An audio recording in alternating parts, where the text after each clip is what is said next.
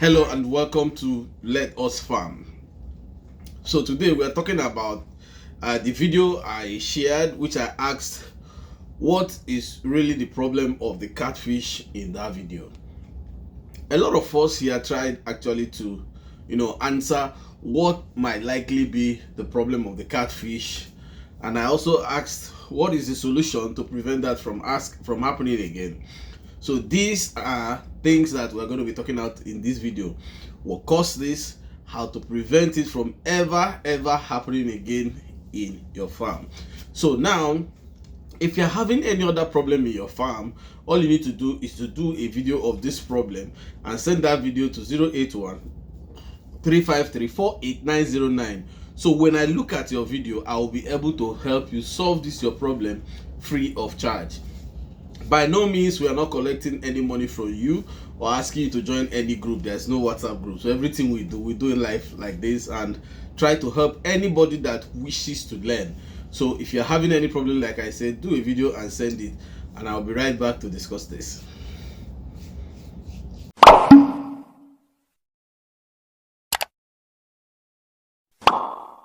Welcome back. So when you look at this video critically, what the first thing you're going to see is that you see that almost half of the tail of that fish is gone. Now, there's a place I asked about this question. Somebody said what you do is you mix tetracycline with bitter leaf and give to the fish. But just like I said in some of my previous videos, these are not actually the critical way to solve things like this. Whenever you have any situation in the farm, the first thing is to identify why that thing happened. So when you identify where it happened, that is when you now look for a treatment for why it happened to prevent it from happening again.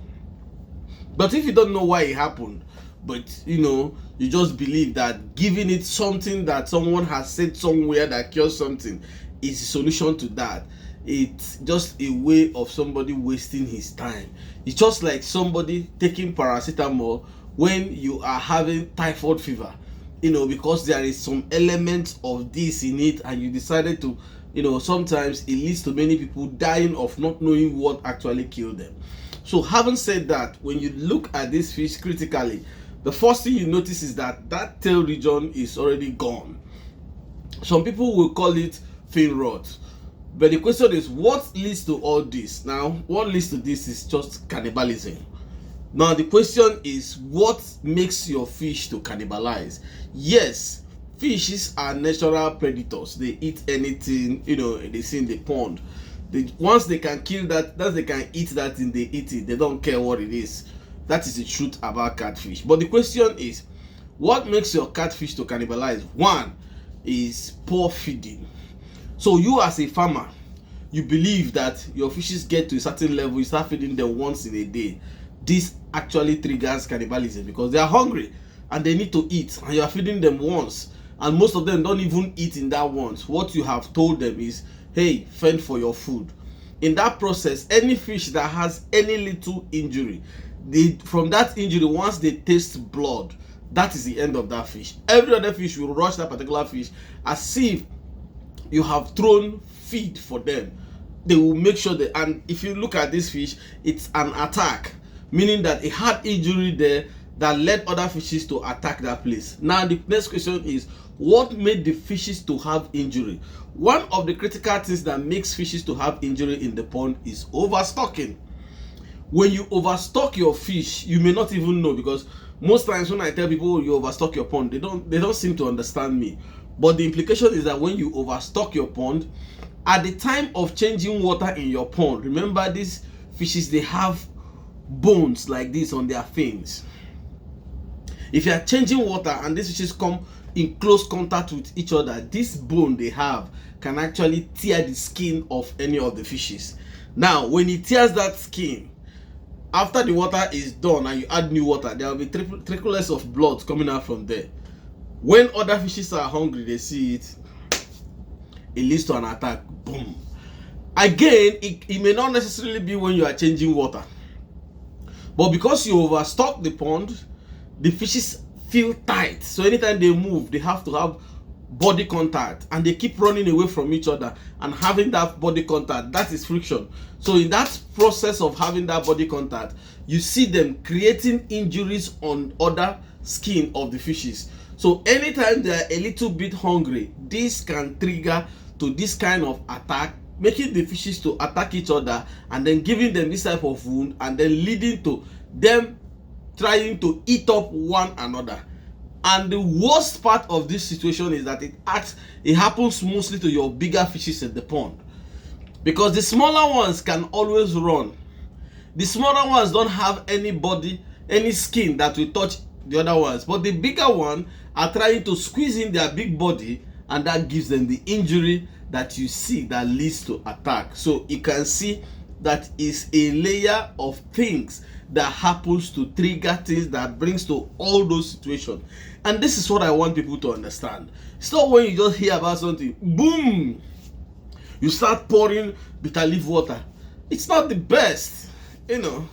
Your fishes are freshwater fishes, meaning that anything you are putting in that water that subdues the water from being fresh water is even a problem to those fishes. So when you pour things like bitter leaf water that is already dirty water from the bitter leaf itself, what do you think you are doing to your fishes? That's a problem. But the more you try to explain it, the more many people just believe they don't want to understand, and it's just their own problem, because the more you see, the more problems you may have. Now, I have specified layers of reactions that led to this situation. Now the next question is, how do you solve this situation? Now the immediate thing to solve this situation is, once you see this in the pond, the particular one that have that problem, remove it from the rest, keep it separately. Naturally this thing is going to heal. How is it going to heal? Avoid putting anything in the pond that you put it separate. Let it be clean water and the fish will heal naturally. When you start pouring things inside that pond, this is already an exposed skin. So if you are putting things inside this exposed skin, this is what is going to lead to infection of the skin of that fish, and that is what may likely kill the fish. So allow the thing to heal naturally. There's no point looking for anything. That is how you create more problems than you think. So you separate the fish, then the remaining ones in the other pond, the next thing is finding a solution to reducing the stock that you have in that pond. Once you reduce the stock that you have in that pond, you have prevented others from having that issue. After reducing the stock that you have in that pond, increase their level of feeding. Go there, feed as you are supposed to feed, put feed for them, go away, wait 10-15 minutes, come back, put food, wait again, come back, put food. If they are not responding, you know they are okay, and then you are done, you go. Now some people will complain they don't have money for feeding. Let me tell you, this is a business. It is not a sentiment. If you know you don't have money to go and do 500 fishes, why not do 100? When the 100 is progressful, you now move to 200. When you now succeed again, you move to 300, for 500. You can't use money for 100 and be running 500 and then tell people, oh sorry, I don't have money for feeding. It concerns nobody. I mean, this is your business. If you succeed, it's you. If you fail, it's you. That's why it's your business. So if you don't have money for feeding and you are stocked, and that's why this is happening, my very good advice to you is sort your fishes, the very small ones, sell them off as melange. Whatever comes out of it, don't consider it as a loss or as a profit. Just sell them off. Then the number that you can be able to carry, take the money you gather and buy feed, and feed those ones very well to be able to get out of the situation and get the money that you have already spent in the business. Plan ahead for the next business. This is how a businessman does. But if you say, no, I must hold on to it, even if I make money or I don't make money, I must hold on. You are hoping that by tomorrow your fishes will keep growing, even when you don't have money to feed them. You're wasting your time. So I don't really like going into matters like this, because when you say it, it's like, oh, you don't want us to grow. But the truth is that if you don't want to face reality in the business will face you. And unfortunately, the result ends negatively. Now, if you're having any problem in your farm, just do a video and send it to 081-353-48909.